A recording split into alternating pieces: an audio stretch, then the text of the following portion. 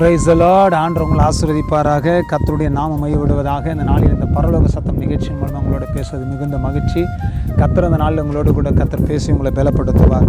வேதத்திலிருந்து ஒரு வசனத்தை வாசிக்கலாம். அப்போஸ்தலர் 10ஆம் அதிகாரம் 3ஆம் வசனத்தில் வாசிக்கிறேன்.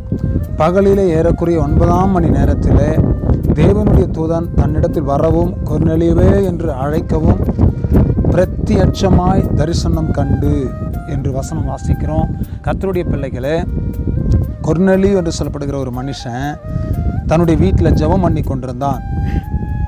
அவர் ஜெபித்து கொண்டிருக்கும் பொழுது ஜெப நேரத்தில் திடீரென்று சொல்லி தேவனுடைய தூதன் தன்னிடத்தில் வருகிறதை அவர் பார்க்கிறார்.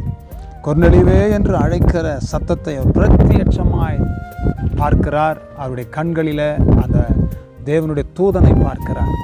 உங்கள் ஜெபத்தில் தேவ தூதர்கள் இறங்குகிறார்களா? தேவ தூதனை நீங்கள் பார்க்குறீங்களா?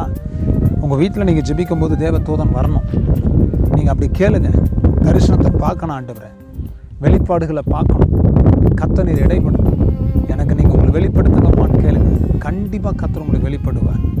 உங்கள் வாழ்க்கையில் அவர் வெளிப்படுகிறத நீங்கள் பார்ப்பீங்க. ஆகையினால ஆண்டவருடைய சமத்தில் நீங்கள் ஜெபிக்கும் பொழுது கர்த்தர் உங்களோடு கூட இடைப்படுவார். தேவ தூதனை இறங்கி வருவாருங்க உங்கள் வீட்டில். தேவனுடைய பிரசன்னம் இறங்குங்க உங்கள் வீட்டில். நான் பலமுறை அந்த அனுபவத்தை பார்த்துருக்கிறேன். இயற்கைக்கு அப்பாற்பட்ட தேவ மகிமை இறங்கும். கர்த்தருடைய தூதர்களை இறங்கி என்னை அப்படியே மூடிக்கொள்ளுகிறத நான் பார்த்துருக்கிறேன். தேவ தூதர்கள் உங்கள் நடுவில் இறங்கட்டும். பிரத்யட்சமாக கர்த்தர் உங்களுக்கு வெளிப்படட்டும். அதனால கர்த்தருடைய நாம மையப்படத்தக்கதாய் நீங்கள் ஜெபம் பண்ணுங்க. பெரிய காரியத்தை கர்த்தர் செய்வார். ஜெபிக்கலாமா?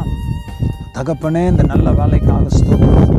நாங்கள் ஜெபிக்கிறோம். கர்த்தருடைய வல்லமை இறங்கட்டும். தேவனுடைய தூதர்கள் வெளிப்படட்டும். கர்த்தர் இடைப்படுங்க. பிள்ளைகளோடு பேசணும். ஜெபிக்கும் பொழுது பிரத்யட்சமான காரியங்கள் ஜெபத்தில் வெளிப்படட்டும். ஆசீர்வதிங்க, பிளஸ் பண்ணுங்க. உங்கள் நாமத்தை மையப்படுத்திக்கணும். கர்த்தர் கூட இருந்து நடத்தும். உங்களுடைய கரத்தில் ஒப்புக்கொடுக்கும். இயேசுவின் நாமத்தினால் ஜெபிக்கிற நல்ல பிதாவே. கர்த்தர் உங்கள் ஜெபத்தில் வெளிப்படுவாரா?